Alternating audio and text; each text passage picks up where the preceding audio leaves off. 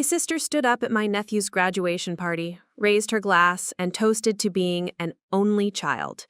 The room went silent, so I stood up and made an announcement that changed everything. When you hear what I said, you'll understand why half my family doesn't speak to me anymore. It was supposed to be the perfect celebration. My nephew Jasper had just graduated summa cum laude from Northwestern University with a degree in biomedical engineering, and my sister Vivienne had planned this elaborate garden party at her sprawling colonial house in Winnetka, Illinois. The kind of house that screams, "I've made it!" White columns, perfectly manicured lawn, the works. The whole extended family was there. Aunt Cordelia had driven up from Springfield with Uncle Theodore and their twin daughters Penelope and Ophelia. Cousin Maximilian had flown in from Seattle with his wife Seraphina and their baby. Even Great-Aunt Evangeline had made the trip from her retirement community in Palm Beach, walker and all. Plus family friends, Jasper's professors, his girlfriend Arabella, and what felt like half of Winnetka's social elite. I was sitting at the main table under the white tent, watching Vivienne work the crowd like the seasoned socialite she'd become. She looked absolutely stunning, as always, wearing an emerald green Diane von Furstenberg wrap dress that probably cost more than my monthly mortgage payment, her honey blonde hair styled in those loose waves that look effortless but probably took 2 hours to achieve. She had that practiced smile, the one she'd perfected during her years climbing Chicago's social ladder.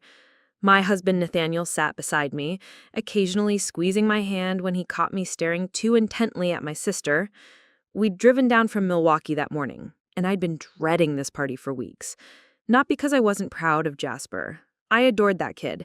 But because these family gatherings always felt like performances, where I was perpetually cast as the understudy. The catered dinner had been flawless, of course. Vivienne had hired Lavender and Thyme, the most exclusive caterer in the North Shore. There were past hors d'oeuvres during cocktail hour, smoked salmon canapés, truffle deviled eggs, miniature beef Wellington. Dinner was herb-crusted rack of lamb with rosemary potatoes and grilled asparagus, followed by individual chocolate soufflés that probably cost $50 each. Throughout the meal, Vivienne had been giving little speeches about Jasper's achievements, how she'd sacrificed everything for his education, how she'd worked 18-hour days at her marketing firm to afford Northwestern's tuition, how proud she was to see her vision come to fruition. She painted herself as the devoted single mother who'd overcome every obstacle to give her son the best life possible. It wasn't easy, she had said during one particularly dramatic monologue, dabbing at her eyes with her linen napkin. Being a single mother in a world that's still built for two-parent households, but I knew Jasper deserved every opportunity, and I was determined to give him that, no matter what it cost me, personally. The guests murmured appreciatively.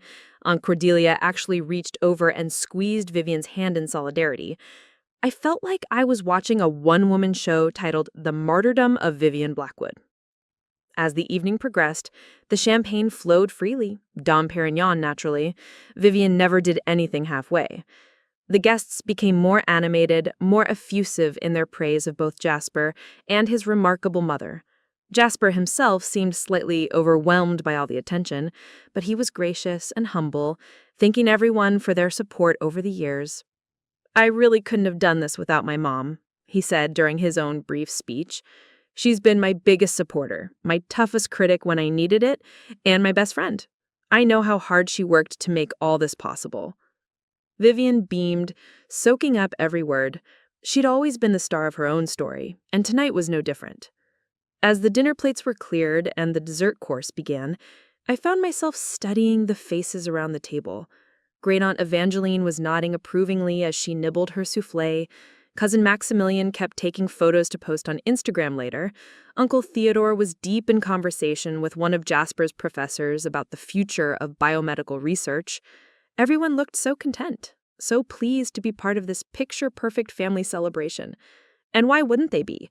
As far as they knew, this was exactly what it appeared to be: a successful woman celebrating her son's achievements, surrounded by a loving, extended family. But I knew better. I knew the truth that Vivienne had spent 20 years carefully concealing, the truth that had shaped both our lives in ways that no one in that beautiful backyard could imagine. I was reaching for my water glass when it happened. Vivienne stood up again, tapping her champagne flute with a butter knife. The sound rang out clear and sharp across the garden, and gradually the conversations died down. Everyone turned to look at her, expecting perhaps one final toast before the evening wound down.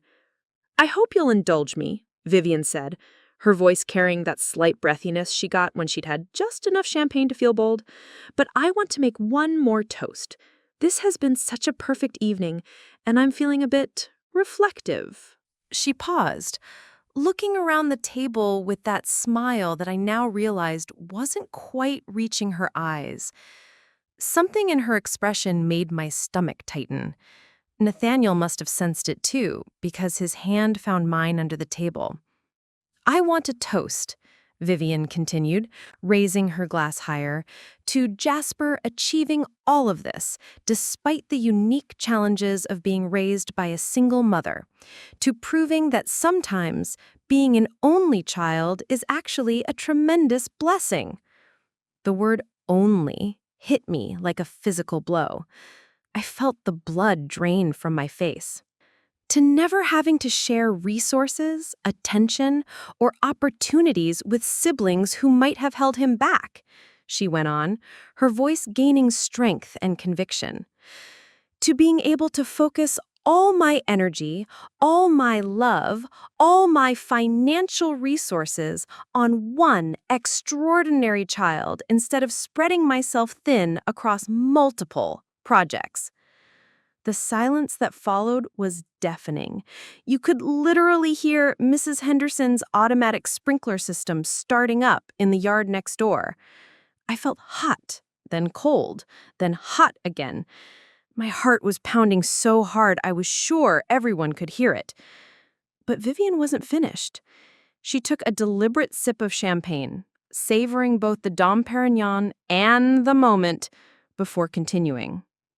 "Sometimes I think about how different things might have been if I'd had to split my focus, my energy, my financial resources between multiple children. The compromises I would have had to make, the opportunities I might have had to pass up." She laughed, a sound like wind chimes in a gentle breeze. "Thank God I never had to deal with that kind of complication. Thank God I could give Jasper my undivided attention and watch him flourish the way he has." The guests were starting to look uncomfortable now. Aunt Cordelia was staring down at her dessert plate. Uncle Theodore had stopped mid-conversation with the professor. Even Great-Aunt Evangeline, who was notoriously hard of hearing, seemed to sense that something was off. But Vivienne was in her element now, warmed by champagne and the attention of her captive audience. "To my brilliant, accomplished, wonderful, only child, and to the wisdom of keeping life beautifully simple." That's when something inside me snapped. Not broke, snapped. Like a rubber band that had been stretched too far for too long, finally reaching its breaking point. I stood up so abruptly that my chair scraped loudly against the flagstone patio. The sound was jarring in the uncomfortable silence, and suddenly every eye in that backyard was on me. I could see confusion on some faces, concern on others. Nathaniel's face had gone pale. Aunt Cordelia looked like she wanted to disappear into the perfectly trimmed hedges. My hands were shaking, but my voice, when it came, was remarkably steady. "Well, since we're being so refreshingly honest about family tonight, I think it's time everyone knew the truth about why Vivienne really is a single mother and why Jasper isn't actually an only child." The look that crossed Vivienne's face in that moment was something I'll never forget. It was like watching someone realize they'd just stepped off a cliff. That split second of recognition before the fall, when you know there's no going back, but haven't yet felt the impact. Her champagne glass slipped from her fingers and shattered on the flagstone, sending Dom Perignon splashing across her designer dress and the white tablecloth. But she didn't seem to notice. She was staring at me with an expression of pure, undiluted panic. "Scarlett," she said, her voice barely above a whisper. "Don't." But I was done. Done protecting her carefully constructed narrative. Done being the family secret. Done pretending that her perfect life hadn't been built on erasing me from existence. Done letting her rewrite history to cast herself as the tragic heroine of a story where I was written out entirely. 23 years. 23 years I'd kept her secret, respected her choice, allowed her to live this lie. 23 years of being introduced as family friend at gatherings like this, of watching my own nephew grow up believing he had no aunt, no cousins, no extended family on her mother's side beyond what Vivienne chose to acknowledge. 23 years of watching her play the brave single mother while that was all about to end. "Everyone," I said, my voice growing stronger as I looked around the table at these people who thought they knew my sister's story, "I'd like you to meet Jasper's aunt. His only aunt. The sister that Vivienne has spent his entire life pretending doesn't exist." The silence was absolute now. Even the neighbor's sprinkler seemed to have stopped. Somewhere in the distance, a dog barked, but it felt like it was coming from another world entirely. Jasper's mouth had fallen open. He was staring at me, then at his mother, then back at me like he was trying to solve a puzzle with missing pieces. "Mom?" he said, his voice cracking slightly on the single syllable. Vivienne's perfect composure was crumbling in real time. The tears that had been so artfully applied during her earlier speeches about single motherhood were real now, but they weren't garnering any sympathy. They were the tears of someone whose carefully constructed world was collapsing around her. "I can explain," she started, but I held up my hand. "No," I said firmly. "You've had 23 years to explain.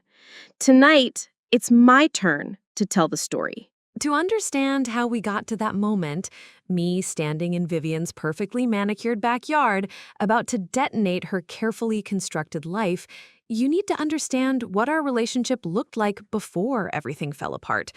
You need to understand the baseline of normal that we'd somehow managed to maintain for over 2 decades. My name is Scarlett Montgomery, and for the past 15 years, I've been living what most people would consider a pretty ordinary life in Milwaukee, Wisconsin. I'm 34 years old, married to Nathaniel, who's a high school history teacher at Riverside Prep. We have 2 kids, Isabella, who's 12 and has inherited my stubborn streak, along with Nathaniel's analytical mind, and Oliver, who's 9 and has enough energy to power a small city. We live in a modest 3-bedroom craftsman house in the River West neighborhood, the kind of place where neighbors actually know each other's names and kids still ride bikes to the corner store. It's not fancy, but it's ours. The mortgage payment doesn't keep me up at night, and we can afford family vacations to Wisconsin Dells or the occasional weekend in Chicago. I work as a freelance graphic designer, mostly doing marketing materials for small businesses around Milwaukee. Business cards for new restaurants, website designs for local boutiques, the occasional logo project. It's not glamorous work, but it pays well enough and gives me the flexibility to be home when the kids get off the school bus. Nathaniel and I joke that between his teacher salary and my freelance income, we're living the middle-class dream, which is to say, we're comfortable, but not exactly setting the world on fire financially. Our life has a rhythm to it. Soccer practice on Tuesdays and Thursdays for Isabella, Oliver's piano lessons on Wednesdays, date nights every other Friday when my neighbor Mrs. Chen watches the kids, Sunday dinners at Nathaniel's parents' house where his mother, Dorothy, invariably serves pot roast and asks when we're going to give her more grandchildren. It's the kind of life that might seem boring to someone like Vivienne, with her designer wardrobe and her house in Winnetka, and her ability to drop $50,000 on a graduation party without blinking. But it's stable, it's real, and most importantly, it's built on honesty. Well, mostly honesty. Because there's one massive lie that's been sitting at the center of my life for 23 years, and that lie involves my relationship with my sister. See, to everyone in Milwaukee, to Nathaniel's family, to our friends, to the other parents at Isabella and Oliver's schools, Vivienne doesn't exist. Not as my sister, anyway. When people ask about my family, I tell them my parents died in a car accident when I was young, which is actually true. I tell them I was raised by my grandmother in a small town downstate, which is also true. But I never mention that I have a sister who lives just 4 hours away in one of Chicago's most exclusive suburbs. The official story, the one Nathaniel and I agreed on when we first started dating, is that I'm essentially alone in the world except for a few distant cousins I never see. It's easier that way, cleaner. It avoids the complicated questions about why my successful sister never visits, why she's never met my children, why she wasn't at our wedding. But the truth is more complicated than that. The truth is that Vivienne and I have been living parallel lives for over 2 decades, crossing paths only when absolutely necessary, maintaining the fiction of estrangement while carefully choreographing our interactions to protect her secret.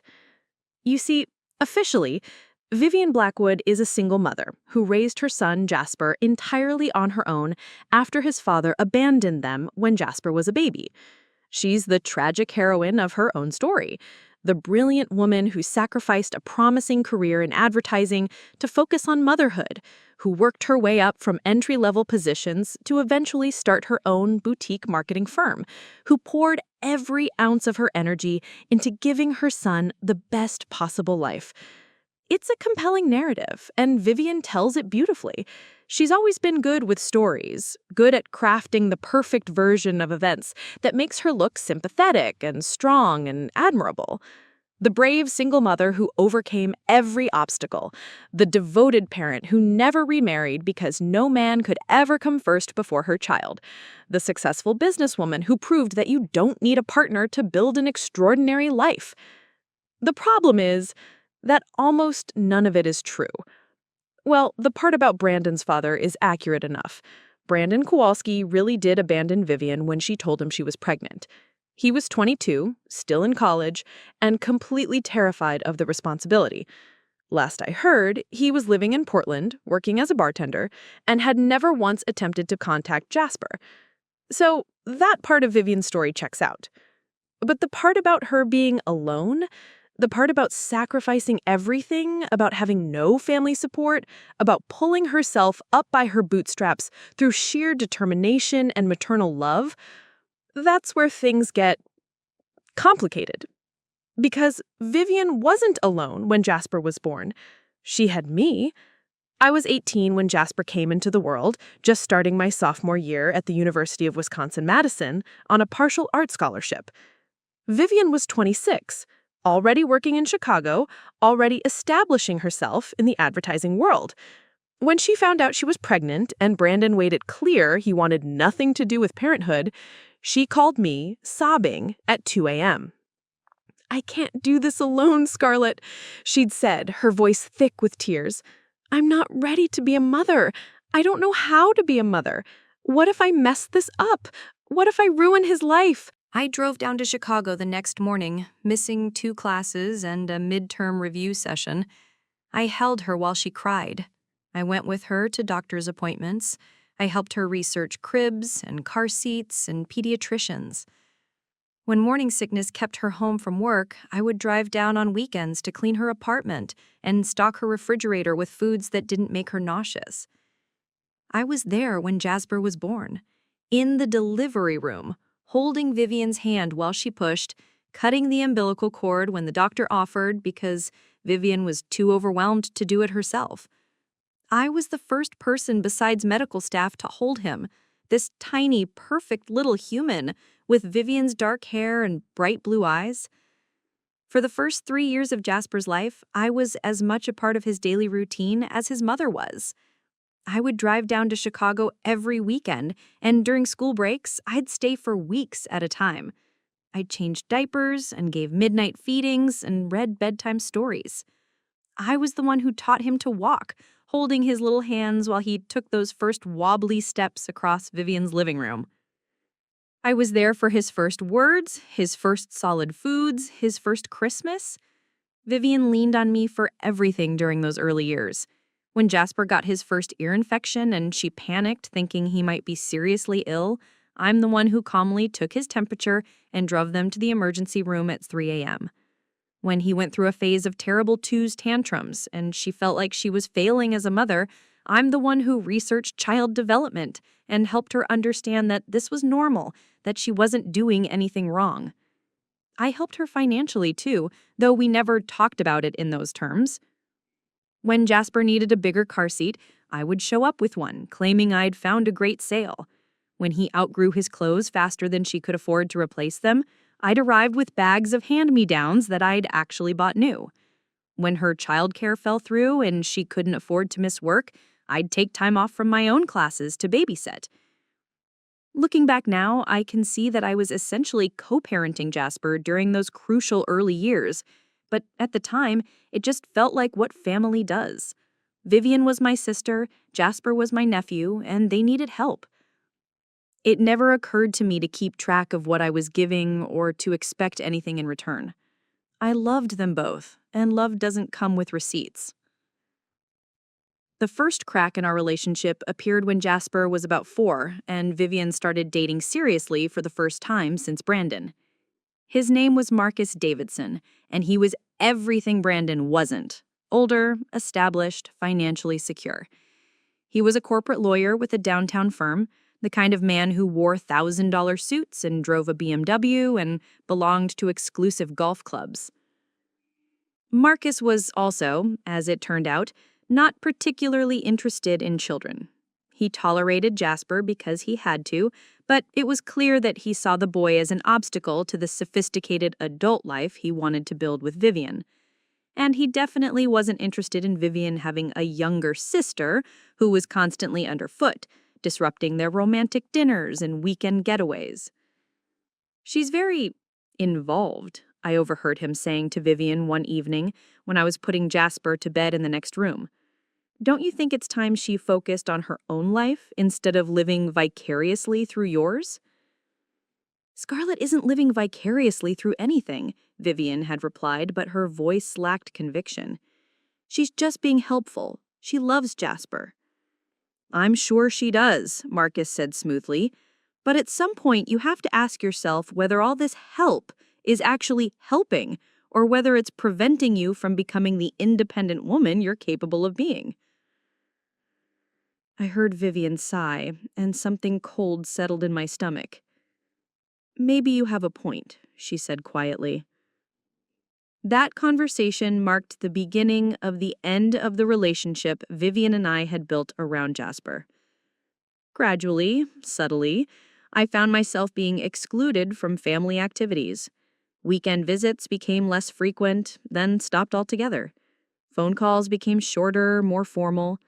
When I asked about Jasper's milestones, his first day of kindergarten, his first lost tooth, Vivienne's responses were polite but distant.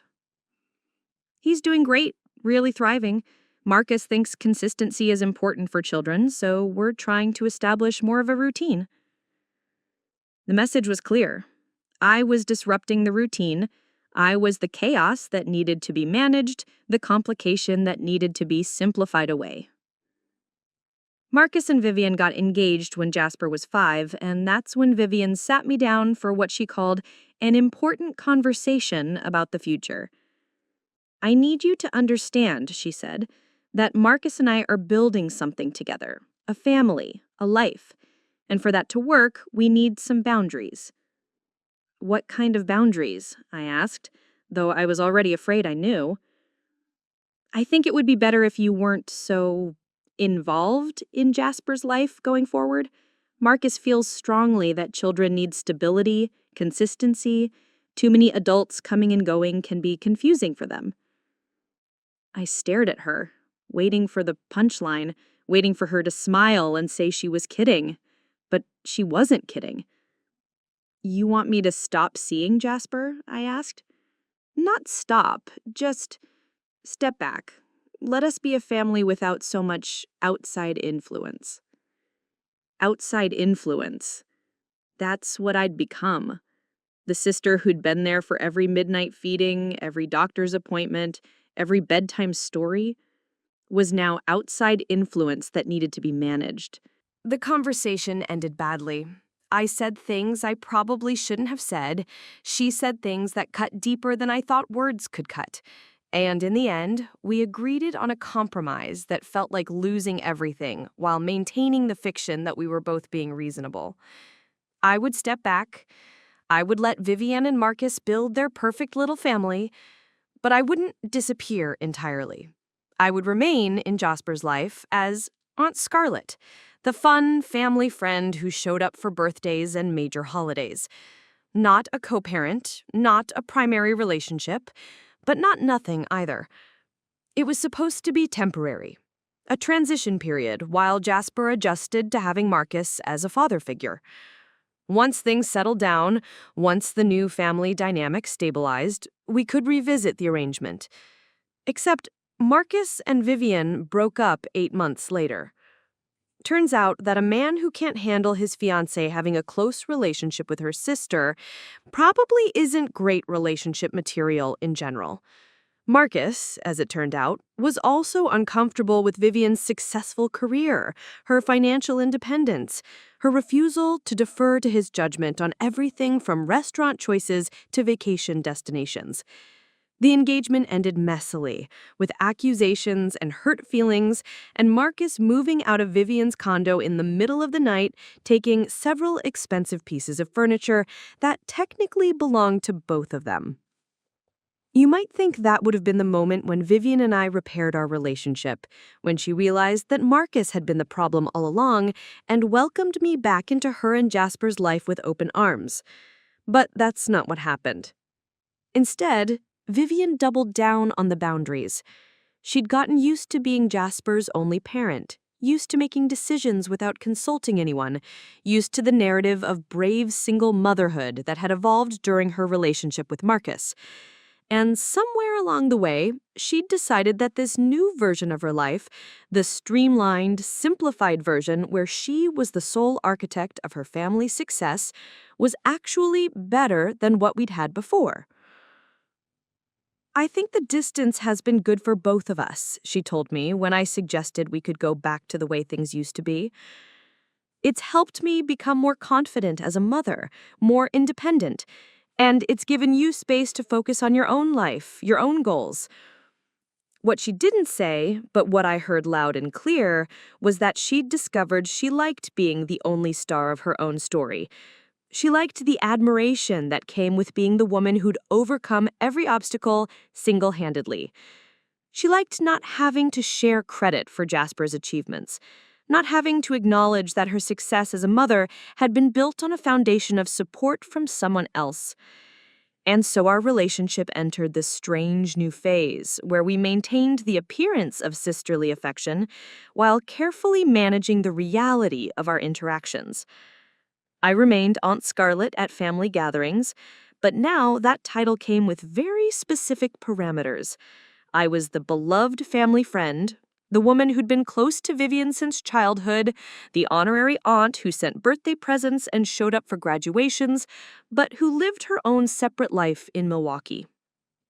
It was sustainable in its way, painful but sustainable, and it worked. Right up until the moment Vivienne stood up in her backyard and toasted to being an only child, as if the first 5 years of her son's life, the years when I'd been there for every major moment, had never happened at all.